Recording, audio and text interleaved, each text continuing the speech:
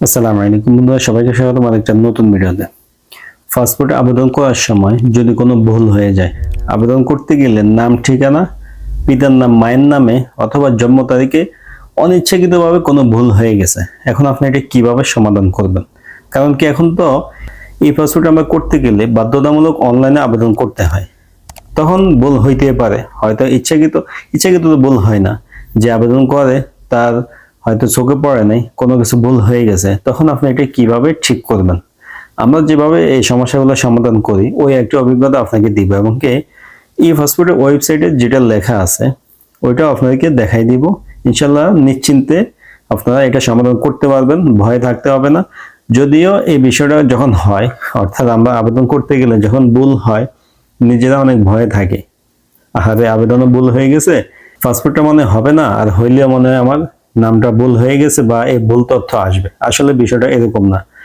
যখন আমরা আবেদন করব, আবেদন করার পরে সাবমিট করে দিছে, সাবমিট করার পরে চোখে পড়ছে যে আমার নাম, ঠিকানা, মায়ের নাম যে কোনো কিছু ভুল হয়েছে, তখন আমি এটা কি করব?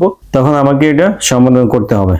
সমাধান করার জন্য উপায় শুধু একটাই, দ্বিতীয় কোনো সুযোগ পাবেন না। সুযোগ একটাই, যখন আপনি ই পাসপোর্টে ফিঙ্গার দিতে যাবেন তখন আপনাকে এটা ঠিক করতে হবে। ঠিক করার উপায় কি?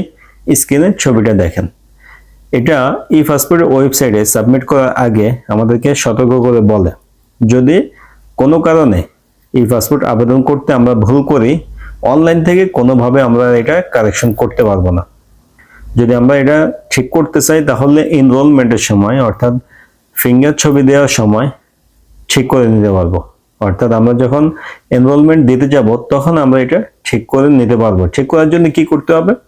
ওনারা পরামর্শ দিয়ে দিচ্ছে, আপনারা চিঠি আকারে লিখবেন, অর্থাৎ দরখাস্ত আকারে লিখবেন, একটা অ্যাপ্লিকেশন লিখবেন। যদি আপনি বাংলাদেশে হয়, বাংলাদেশ আপনার যে আঞ্চলিক পাসপোর্ট অফিস আছে জেলা ভিত্তিক, তাকে উদ্দেশ্য করে লিখবেন। যদি আপনি সৌদি আরবে থাকেন বা যে দেশে থাকেন, কনসুলেট টিমের কাছে উদ্দেশ্য করে, জেদ্দা হলে সৌদি আরবের ক্ষেত্রে জেদ্দা হলে জেদ্দা কনসুলেট বরাবর, রিয়াদ হলে রিয়াদ এম্বাসি বরাবর একটা অ্যাপ্লিকেশন লিখবেন। কি লিখবেন আমি ডেসক্রিপশনে দিয়ে দিব, সেখান থেকে আপনার আইডিয়া নিতে পারবেন। তারপর আমি বলে দিতেছি। দরখাস্ত তো মোটামুটি সবাই লিখতে পারেন, নিজে না পারলে যারা বুঝে তাদের থেকেও দেখে নিতে পারেন, অথবা ডেসক্রিপশনে আমি যেভাবে বলি ওইভাবেও লিখতে পারেন, কোনো সমস্যা নাই। কনসুলেট বরাবর প্রথমে লিখবেন, এরপরে আপনার নাম লিখবেন। আবেদন করছেন, ওখানে একটা অ্যাপ্লিকেশন ফর্ম নাম্বার থাকে অনলাইনে আবেদনের, ওইটা উল্লেখ করবেন, পাসপোর্ট নাম্বার উল্লেখ করবেন আগেরটা। এরপর আপনি লিখবেন যে আমি অনলাইনে আবেদন করার সময় অনিচ্ছাকৃতভাবে আমার এই তথ্যটা ভুল হয়ে গেছে। প্রথমে ভুল তথ্যটা লিখবেন। দ্বিতীয় লাইনে লিখবেন কি, আমি এখন এই তথ্যটা যোগ করতে চাই বা এটা সংশোধন করতে চাই। অর্থাৎ আপনার কি বাদ গেছে বা কি যোগ করতে চান, কি বাদ দিতে চান, এটা আপনি উল্লেখ করবেন। যদি এমন হয়, ধরেন আপনার নাম মোহাম্মদ কামরুল ইসলাম, এখন আপনি কোনো কারণে ইসলামটা দিতে ভুলে গেছেন বা ভুল হয়ে গেছে, সেখানে আপনি উল্লেখ করে দিবেন আমার নামের শেষে এই শব্দটা আসেনি, আমি এটা যুক্ত করতে চাই। আর কোনো কাজ নাই, এটাই আপনার কাজ। দরখাস্ত লিখে আপনার বাকি সব কাগজপত্রের সাথে একসাথে করে আপনি নিয়ে যাবেন। দেশে হইলেও একই সিস্টেম, বিদেশে একই সিস্টেম। অফিসারকে দিবেন, ফিঙ্গারের সময় ওনারা এটা ঠিক করে দিবে আপনার দরখাস্ত দেখে। ভয়ের কোনো কারণ নেই, এভাবে অনেকে সমাধান করছে। যারা সমস্যা পড়ে তারা ভয় থাকে, এটা তো মানে অ্যাভেলেবেল হয় না, যার কারণে কথা হয় না, অনেকে জানেও না। যেহেতু আমরা এই পাসপোর্ট নিয়ে কাজ করি, আবেদন করে দেই বা কনসুলেট টিম বিভিন্ন জায়গায় গেলে মানুষকে পরামর্শ দেয়, সেক্ষেত্রে এই বিষয়টা আমাদের চোখে পড়ছে, আমরা সমস্যা পড়ছি এবং কি সমাধানও করছে। ওই অভিজ্ঞতা থেকে আপনাদেরকে বলছে। এখন যারা সৌদি আরবের ভিতরে বিভিন্ন কনসুলেট টিম বা এম্বাসিতে ফিঙ্গার দিবেন, তারা কিন্তু অবশ্যই অনলাইনে আগে আবেদন করে নিয়ে যেতে হবে। আবেদন না করে গেলে কিন্তু ফিঙ্গার দিবেন না, এই সিস্টেম নাই। দেশে হোক বিদেশে হোক, ই পাসপোর্টের সিস্টেম হচ্ছে আগে অনলাইনে আবেদন করতে হবে। ওই আবেদনের ফর্ম এবং কি নিজের তথ্যগুলো নিয়ে পাসপোর্ট অফিসে গেলে ওনারা ছবি ফিঙ্গার নিবে। তো যারা পাসপোর্ট করবেন, আপনার পাসপোর্টের মেয়াদ 7-8 মাস আছে, এখনই আবেদন করে ফেলেন। আবেদনটা আশেপাশে কেউ যদি পরিচিত থাকে করতে পারে, তার মাধ্যমে করান।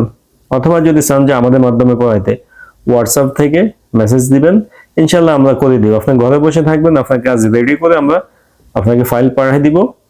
খরচটা নর্মালি সবাই জানে, আপনি একটা মুক্তভাবে গেলে যে টাকা নিত আমরা ওই টাকাই নিব, এর থেকে কমই নিব, বেশি না। তবে এতটুকুই, আমাদের সাথে কাজ করলে আপনার ভুল হওয়ার সম্ভাবনা কম আছে, যেহেতু আমরা সবসময় করি। আমরা যারাই সবসময় করে তাদের একটা অভিজ্ঞতা থাকে, ভুল হয় না। প্রথমবার করলে, নতুন হইলে ভুল হওয়ার সম্ভাবনা থাকে।